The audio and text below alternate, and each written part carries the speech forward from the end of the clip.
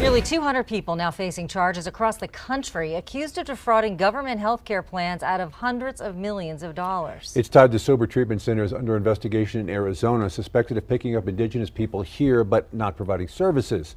It's an update to our outcry investigation. Here's Alyssa Munoz. I went because they said, the recovery part and they can help me get a job. And right.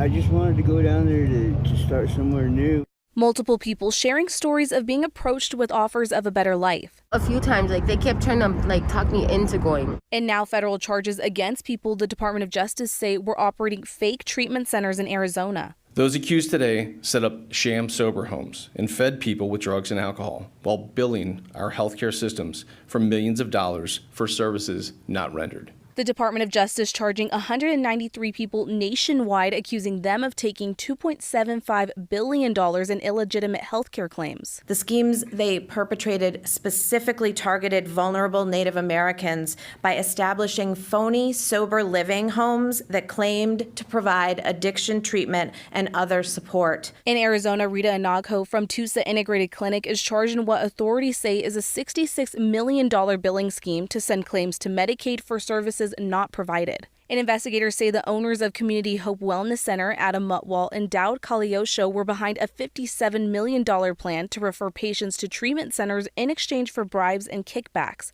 The investigation has New Mexico ties. Talking with people who are in a vulnerable state on our streets are the ones that, brought this to our attention. The Gallup Police Department worked with the departments on the Navajo Nation and Zuni Pueblo to find those who were missing. Arizona really stepped up and really tried to get these fraudulent insurance frauds for the Native American people that were being done in Arizona. Gallup had at least 30 cases tied to Arizona facilities, but not all of them came home. There is some cases that are really sad where we did clear the person from missing persons, but they were found deceased out in Arizona. The chief says there are always people looking to take advantage of those in need. Any person who's missing is really important. We want to change that stigma of waiting so many days or so many hours to report somebody. Time is essential for all of us, law enforcement, family, those who are helping and looking. So if you do have someone who's missing, I encourage to report them. Alyssa Munoz, KOAT Action 7 News.